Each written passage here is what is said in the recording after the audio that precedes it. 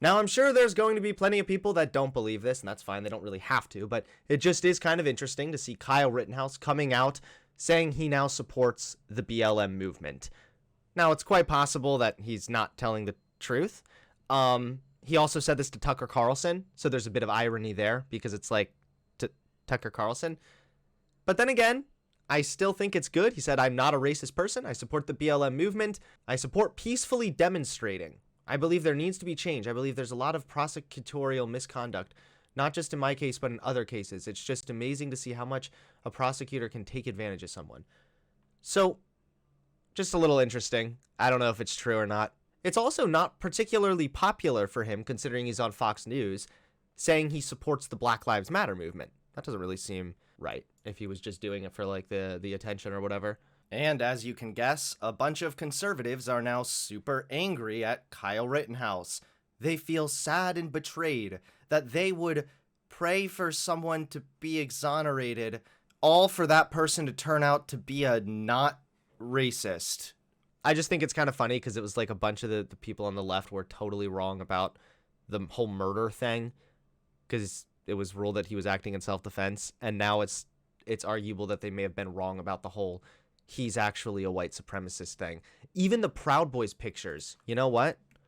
Now, I have said, if you're fucking hanging out with the Proud Boys, you're weird, okay?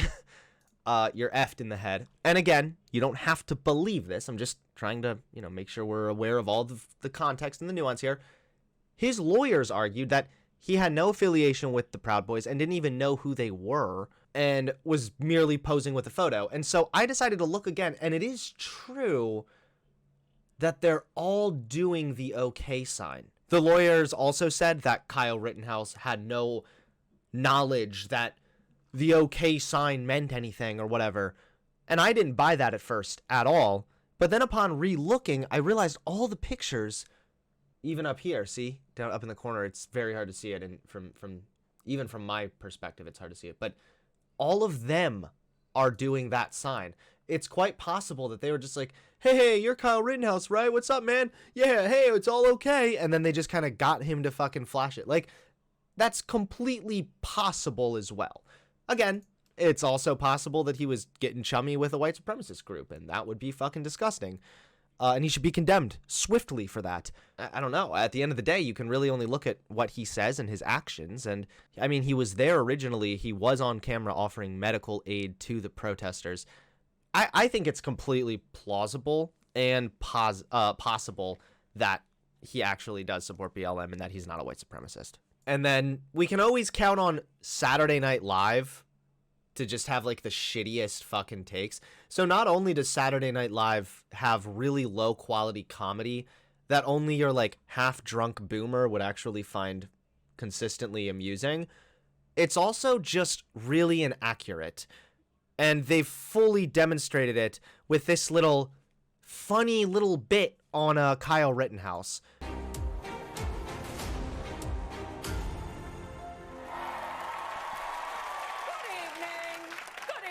Judge Janine Pirro, and if anyone watching is wearing a hearing aid, sorry, you're dead now. Our top story, Kyle... Okay, I know I just said that only drunk boomers find this funny, but that one part there, savor that, okay? Because that's the only time you're gonna get a chuckle. It's all downhill from here, boys. Rittenhouse was acquitted of all charges. That lovable scamp was put through a nightmare of a trial just for doing the bravest thing any American can do, protecting an empty used car lot in someone else's town. Now on to... I mean, that's a bit funny. I guess maybe that's worth a chuckle too. It's true that he was just protecting other people's fucking shit, and that's kind of stupid. But okay. Let's keep going on here. Our first guest, he's as impartial as a dance mom, clapping harder than anyone. Please welcome Judge Bruce Schroeder. Oh, thank you. Thank you. It's a pleasure to be here with a fellow judge. Oh, well, thank you for acknowledging my expertise. You may remember that I was in charge of investigating Robert Durst for murder back in '83. Well, folks, 30 years and one additional murder later, we got him. Now, if I may say, judge to judge, What turned me on the most was how you ruled that courtroom with an iron fist. Tell us how you did it. Well, it was all standard procedure. That's why I ordered that the prosecution not use the word victims. They were rioters, and they weren't shot. They were gadoinked. But So, you know, they add the little boomer humor there, the gadoink thing. Haha, LOL. He said a word that sounded funny. But again, this just shows a complete inaccuracy and a lack of understanding that, again, you'd only find funny if you too lack that understanding. The reason the judge said you can't call people victims, at least in that case, was because, one, he had a long-standing rule in the courtroom where he said, we're not going to refer to people as victims like this because it's charged. It implies Kyle's guilt almost, because if they are deemed Kyle's victims, that implies that Kyle was the aggressor, and that's what the whole trial was determining. The judge was fucked and completely biased. No, you're just an idiot who's unhappy with the results. Why not say alleged victims? I don't know. Ask the judge. He's had this long-standing rule consistently. It wasn't like Kyle Rittenhouse came along and he was like, okay, all of a sudden, we're not going to call anybody victims, okay? I think that's going to be really bad for my buddy Kyle here. That's not what fucking happened. that did not give my client an unfair advantage in any way. You said my client. Do you mean the defendant? Oh, yeah, sure. Hey, keep doing that. Well, you do you. LOL, guys. I decided to invite two of them here tonight. Please welcome legal analyst for nasty NPR, Sandra Cummings, and professor of law at Howard University, Samuel Fields. Welcome to the show. We were told you invited us in the interest of fairness. And you fell for it. That's on you, dum-dum. Sandra, were you surprised? Is there anything funny about this other than, like, it sounds kind of funny how she is making a, like, doing the voice? Like, her voice sounds funny. It sounds pretty spot on, so that's funny. But other than that, it's just not that funny. That's on you, dum-dum. You have an entire room stuffed full of paid writers, and this is the best you could come up with? Really? Okay. By yesterday's verdict. Surprised that he was exonerated on all charges? I mean, that's putting it mildly. I Was shocked. You were? Because I wasn't. I've never seen anything like it before. I have many, many times. I mean, this is not who we are. I feel like it kind of is, though. And all this does is send the message that any American can just prowl the streets with an AK-47. Any American? I think you're missing a key word there. All we can hope for is that It's literally like every bad argument from Twitter compressed into a low-quality YouTube sketch from 2009. This is giga cringe right here. It was 'cause of his white privilege that he got off. Did you guys see that meme where they were like, I think the criminal justice system is fucked because there's too many black people locked up. You think the criminal justice system is fucked because there's not enough white people locked up. We are not the same. I thought that was pretty funny. at this point is that this will be a call to finally change the system. And that call will go right to voicemail, and the mailbox is full. Wow, very. All right. That one was good. I'm going to give that one. Now, before they earned a bit of a appropriate and moderate chuckle, this earned both a uncalled for and a slight, moderately inappropriate grin.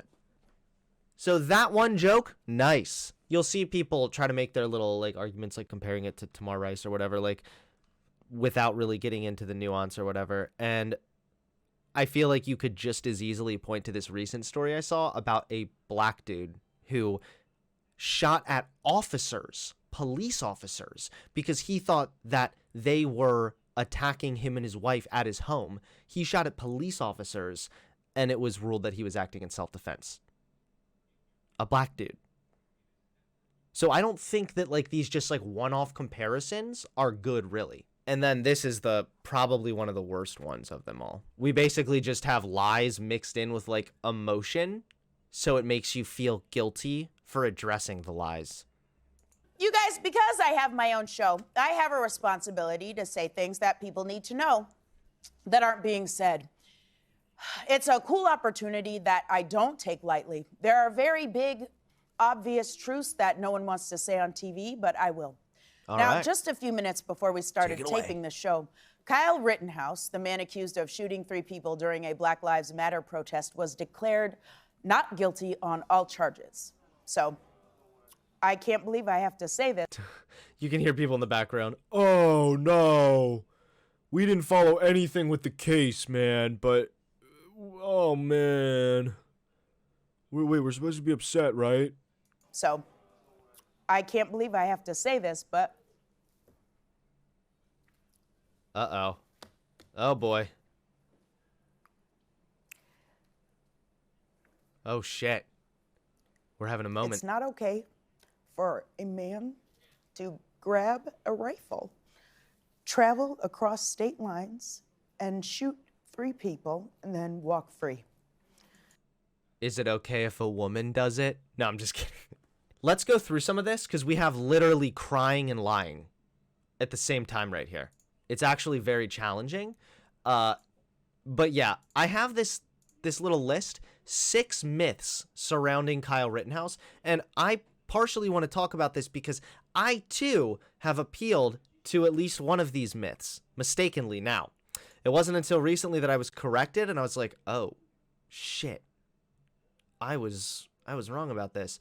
So the state lines. Perhaps the most persistent myth surrounding the case is the idea that Rittenhouse, then 17, brought an AR-15 across state lines. Rittenhouse lived about 20 minutes outside of Kenosha in Antioch, Illinois. His Illinois residence helped spur rumors that the teenager traveled to Wisconsin with his rifle illegally in tow.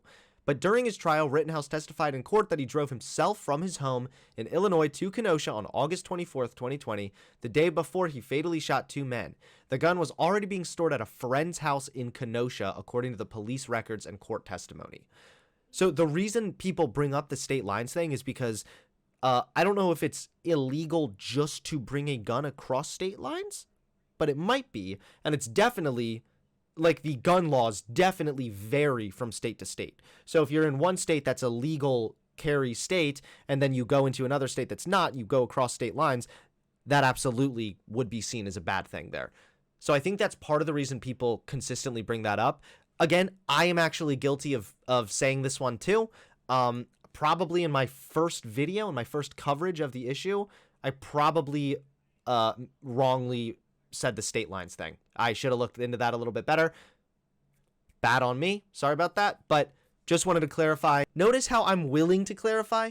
Like, I'm like, oh wait, I was just wrong about that. Okay, well, hey guys, I want you to know what's accurate. Okay? But again, I don't know if this girl, although try to see through the tears, okay?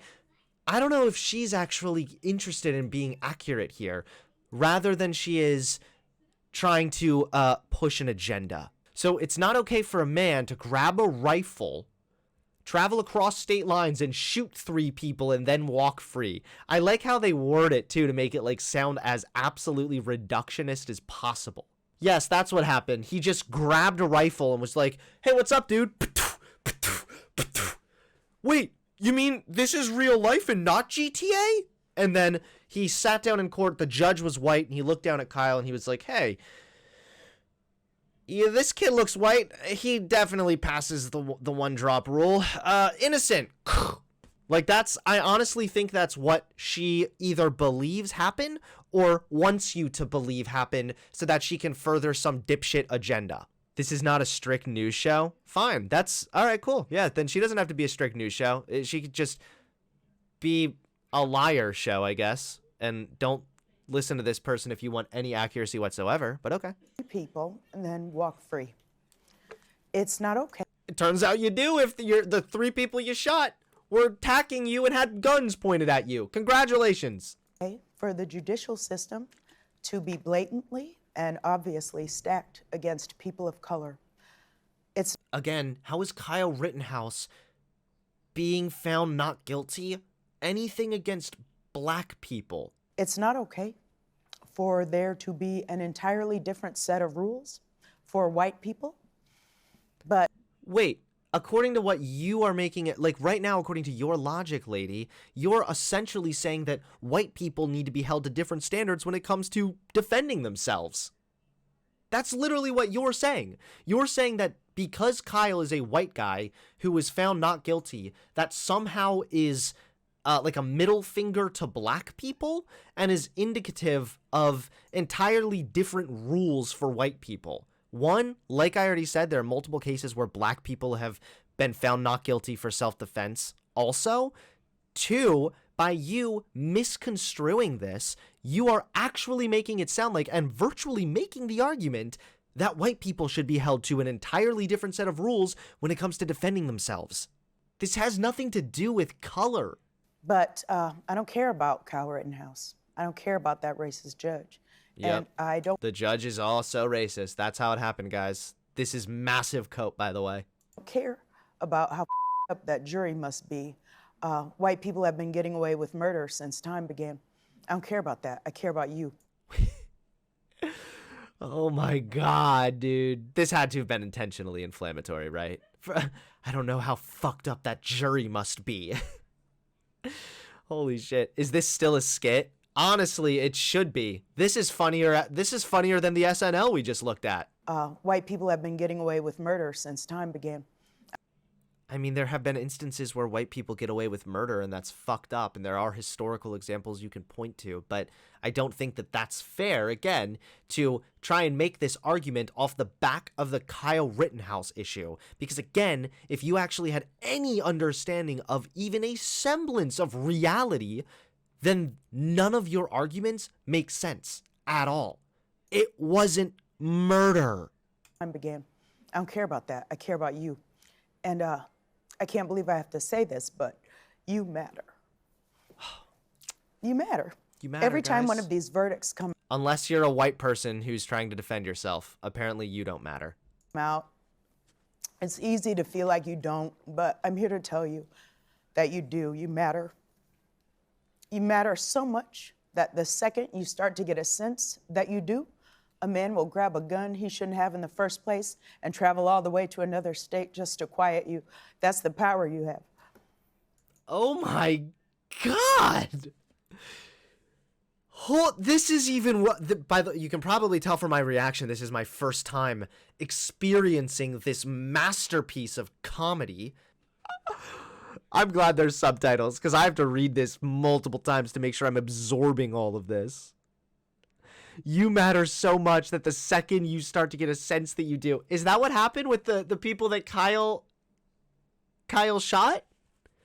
Were they just out there saying like, hey man, please, put the gun down, bro. Violence isn't the answer. We're just here to fight for black lives because everybody in this beautiful green earth matters. And then Kyle just blew them down like the big bad wolf.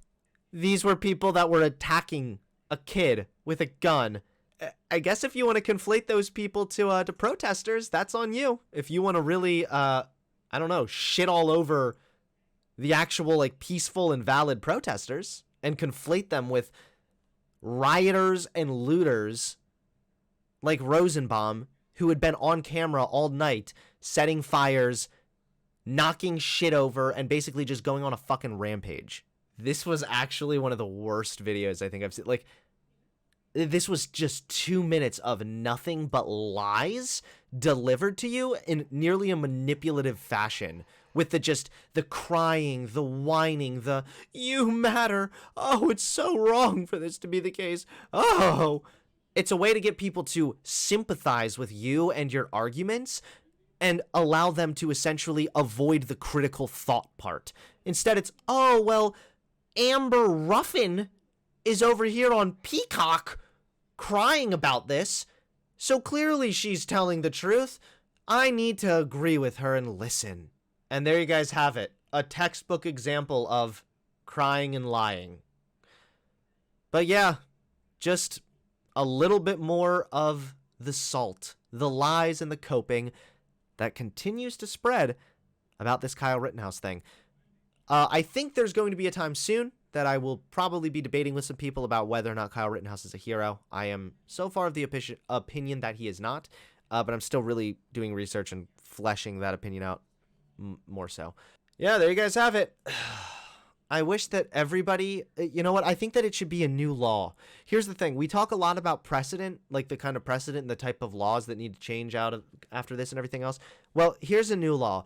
If you have a social media account with over 5 followers, you are required by fucking law to read a minimum of 1 full article about the subject that you are about to post about or report on. Don't forget to hit that subscribe button and click the bell so you get notified when I drop a new video.